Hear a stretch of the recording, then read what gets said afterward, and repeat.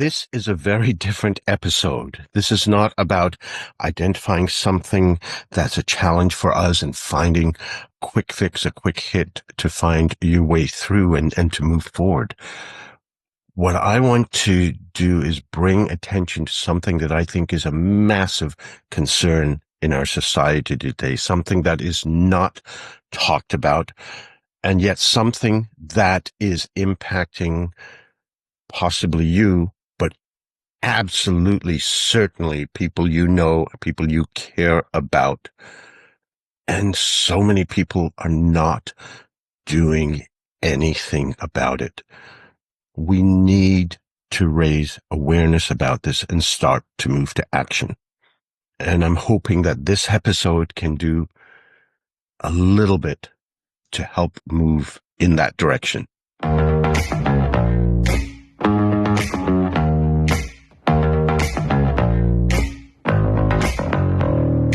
Hi, I'm Ravi Tangri, and this is Soul Engineering Your Life and Your Work. And what this podcast is about finding those ways, those simple, tiny pressure points where you can bring more of your heart, more of your soul into all of your life, into your work, into your play, into everything that you do. Now, normally what I do is look at one area that I'm seeing where people are stuck. A lot of people are stuck, and bring in some of my Jedi mind tricks, simple things that you can do to start to move things forward.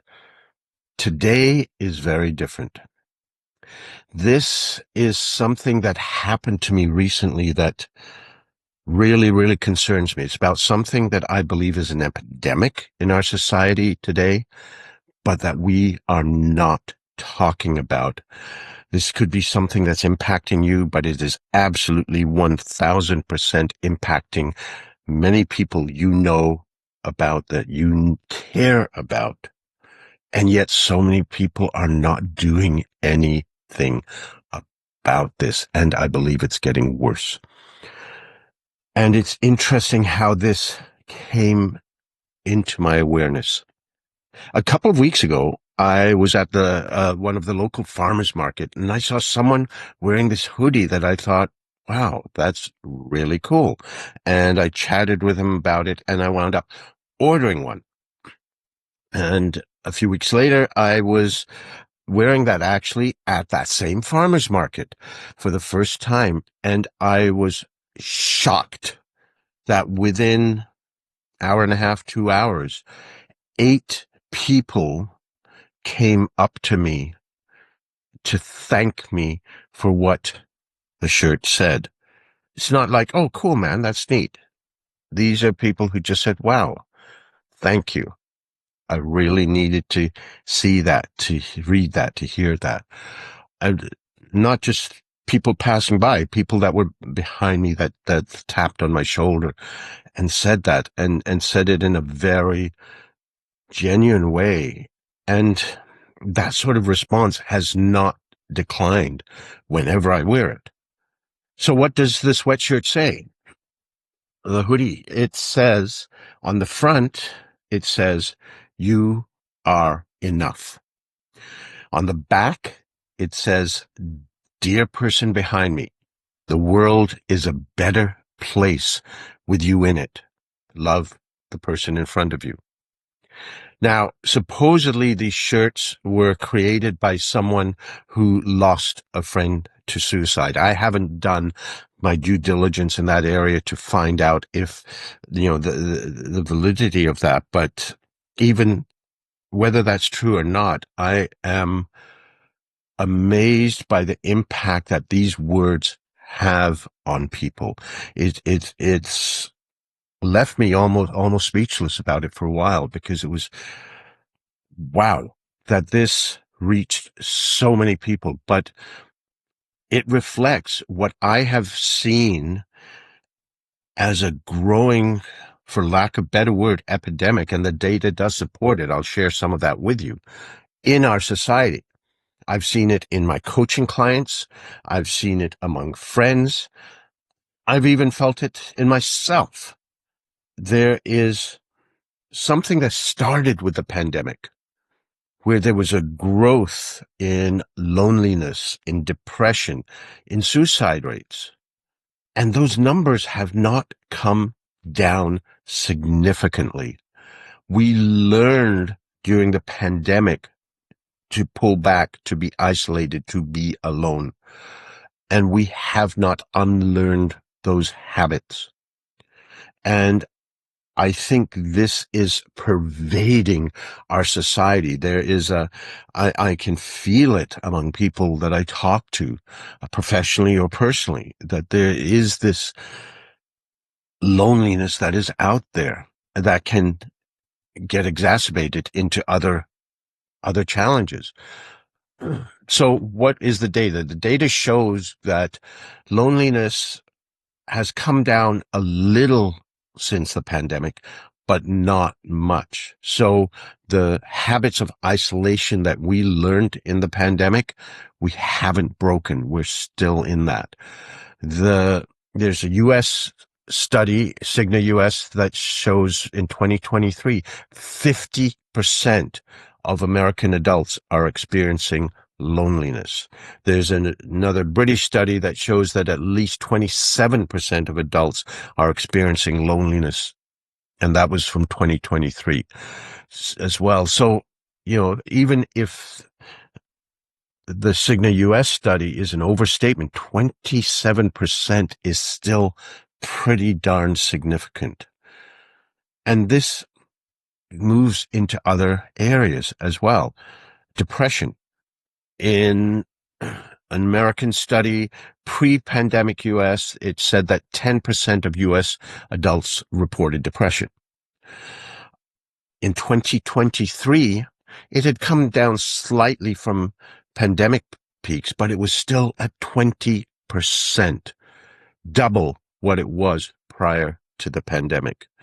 Now, I think there's a lot that we had to deal with in the pandemic. I personally believe a lot of people suffered from PTSD because of the pandemic, but how many people actually got treatment for these mental health challenges? Not a lot, as you're going to see. On a global scale, the World Health Organization estimated that prior to the pandemic, 3.8% of adults suffered from depression. There's a 2025 meta-analysis that showed that in the last few years since the pandemic, globally, that's at 12.4%. Now, that is way higher than it was prior to the pandemic. Suicide rates. There was a 4% rise in suicides from 2020 to 2021, the impact of the pandemic. But in 2022, as we were coming out of it, that climbed again, 1% in men, 4% in women. So that's also a troubling statistic, the fact that it is higher in women, the growth, than in men.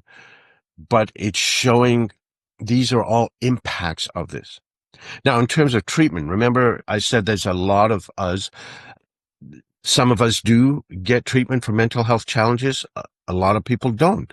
There's a 2020 study from America that shows that half of adults with any level of mental health challenges did not get any treatment.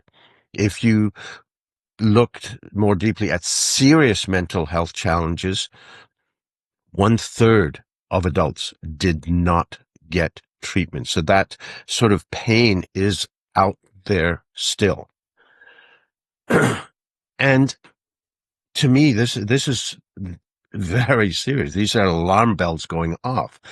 And yes, since the pandemic, there has been some improvement. There's also been a lot of changes since the pandemic. And then this year, with all the economic chaos that's going on, there's so much more uncertainty as well, adding to this. I don't know what the numbers are going to be like coming out of this year.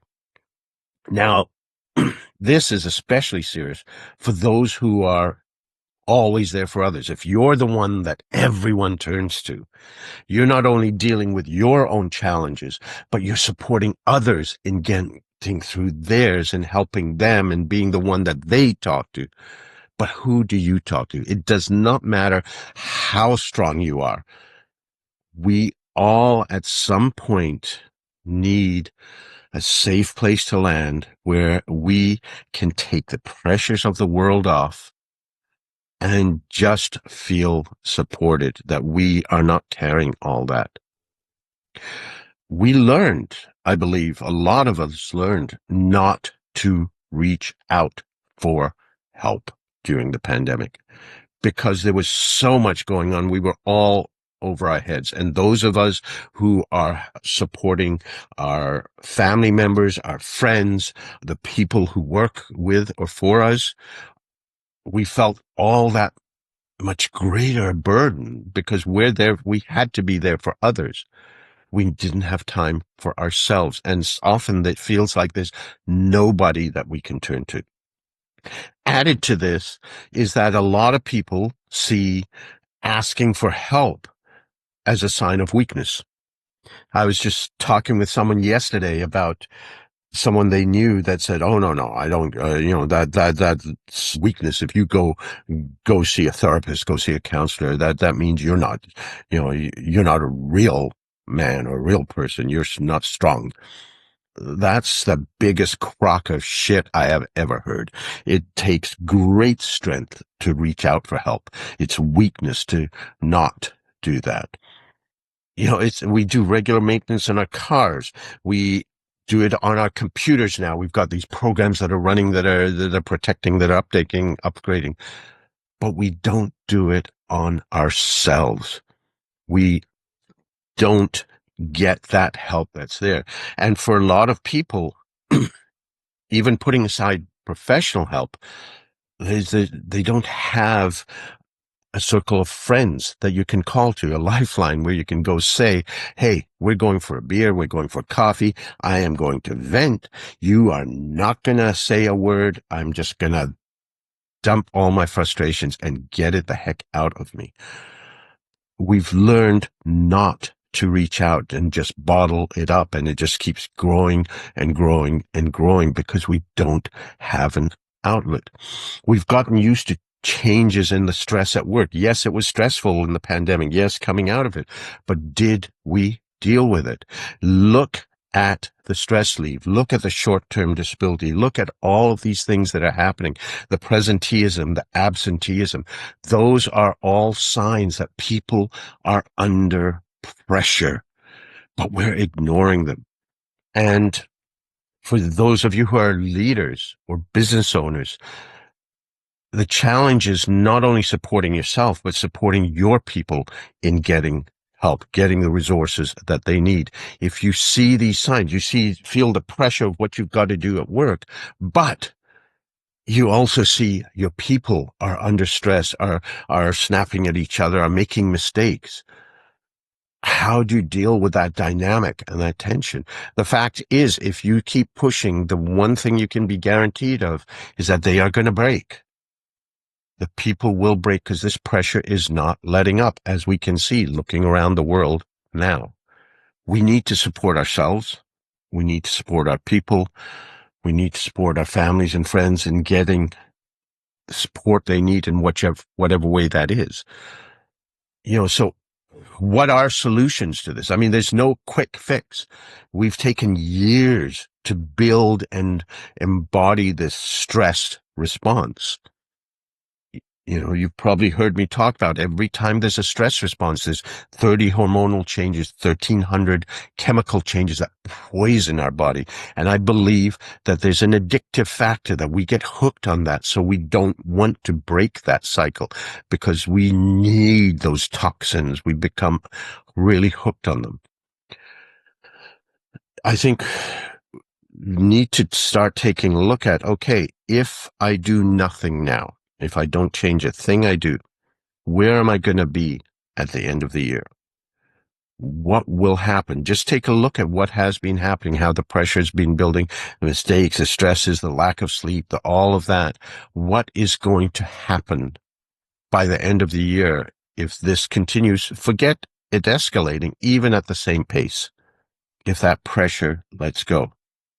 What could be different if you found a way to relieve some of that pressure? What could be different at the end of the year if you were able to get some support, to be able to reach out? And I'm not just talking about, oh, I'm running away down south for a week and I'm, whatever. Because what happens when you run away down south and you just soak in the sun, even if you don't respond to emails? You come back and within a day or two, it's like you never left, isn't it? That's not a lasting solution. I'm talking about ongoing support, ongoing shift. A vacation can be great if it is also a door to significant other changes.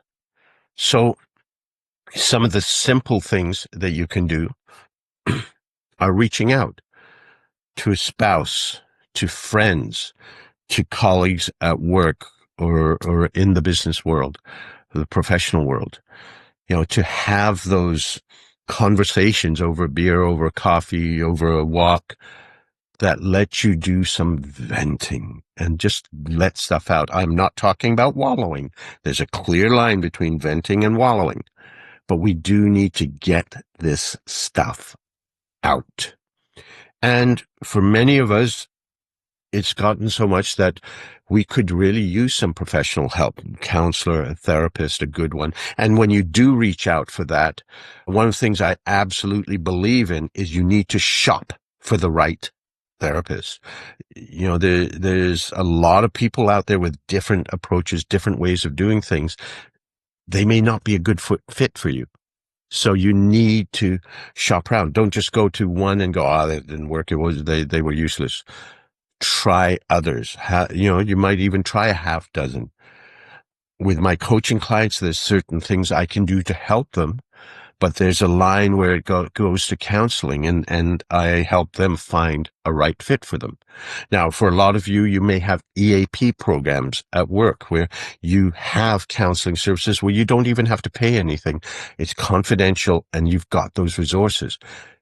Use them. How many of you use those EAP programs at work? How many of you use, if you've got the health benefits at work, often you get monthly massages and things like that. Those are ways to help as well. Small ways, but doing them consistently can make a difference. And that links to another piece, which is how do you nourish you? How do you refill your well? So that you're not just constantly living that stress response, constantly pushing and trying harder and harder. There's many things that you could do. Exercise, something that you love to do.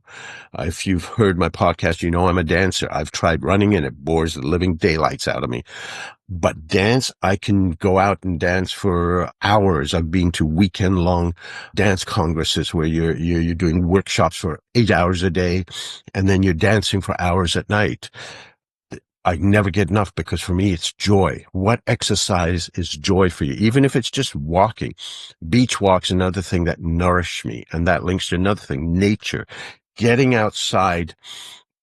When you're inside, there's often a lot more positive ions, which can tire you and bring you down and wear you down. Getting outside, there's a lot more negative ions that will invigorate you, that will help you move forward. And I have found that being in nature and especially being by water, I'm so grateful. I live near the ocean. There's very close to me, at least 8 different beaches that I can go for beach walks. And it is so amazingly healing. Just walking, not thinking, just walking and letting all that stuff go. It just takes it away and replenishes me. Hobbies. What sort of hobbies do you have that are fun, that are joyful? Hanging around people, being around people. And this is not just for the extroverts. Being an introvert, people have trouble believing, but I am an introvert, maybe not way down the scale, but I'm an introvert. I can go to a conference where I'm speaking at and be around people for 12, 16 hours, but I need to go back to my room and have about an hour to myself to recharge before I sleep. I need that space. That's the way I understand being introverted. It doesn't mean being alone all the time. Okay. So it doesn't mean you're going to be around lots of crowds, but there's nurturing that can happen with healthy relationships with even one or two people, someone that you can talk to. If you feel yourself very isolated, let's link it back to your hobbies. You can go online to a site called Meetup and find people that are interested in your hobbies. If you're interested in hiking, if you're interested in certain crafts, you find activities of people who are interested in the same crafts, or hobbies, and you can connect with them and start to get outside. Now, these may seem like big steps, but what I suggest is find a small step you can take. You know, going out for a walk or a hike may seem like a big deal. A friend of mine talks about, let's start by going outside your door and walking around the block and coming out back. That's a first step. It gets you out there, and it can be very hard, especially if you're suffering from depression, to break the inertia, to get away from that staying stuck in being alone and in that cesspool of suck. So don't put pressure on doing huge things. Take one step, walk around the block, use your lifeline, call a friend to go out for a walk or a drink or a coffee. You don't have to talk about what's bugging you, but just to be around someone. The EAP programs that are there, maybe start looking into that and see what is required to do that, and just to reach out. Take one step. Don't talk or look at the whole journey, just that first step. And that's all this is a bunch of ideas, not for you to do them all and see the list and get intimidated and run away from it, but just pick one that has energy for you and take that. And that is a start. And then you think after that of, okay, what's one more step that you could do? But it's powerful when this message on this shirt that I wore touched so many people. We have so many people out there with a hunger for connection that are feeling so isolated. You are not alone if you're feeling that. Realize that. And for me, this shirt is just a very simple thing I can do. I've heard stories from people that have said that, just getting a message like that you are not enough, made a huge difference. Having one person to reach out to. There's a professional association that I'm a member of that has a peer support program, a confidential peer support program. If you're feeling pressure, they're not therapists, just someone to talk to, a friend, if you are feeling alone and isolated. And I know of at least one case, I don't know who it was, who has told people that they were literally suicidal. And just having that person to talk to brought them back off the ledge. It doesn't take much, but it's that connection, feeling that you are enough. There's this hunger there where people are feeling isolated, which can lead to a downward spiral. What I would love to see is people taking one step to go and take a step up instead of down. And as I said, this sweatshirt was one very simple thing that I could do that I hope is making a difference. This episode is another. If this is something that you agree with me, that you feel is important, please help me if this helps. If you think it could help, share this with friends, share this on socials so the word gets out. whatever we can do for each other in these crazy times, let's do it. And if you are feeling stronger, and be careful about always being the strong one that's always there for others, but then you never do anything for it yourself. I'm talking about if you have been nourishing yourself and caring for yourself and have the resources to support another, you can see those who are feeling more isolated. What can you do? What are simple things that you can do that make a difference? To just have a conversation. I was in a line for an hour this past weekend voting for a national election. And there was an elder gentleman behind me who just so needed to talk and was chatting the whole hour. But the feeling is he doesn't have someone most of the time to talk to. I was there anyway, so why not have that conversation?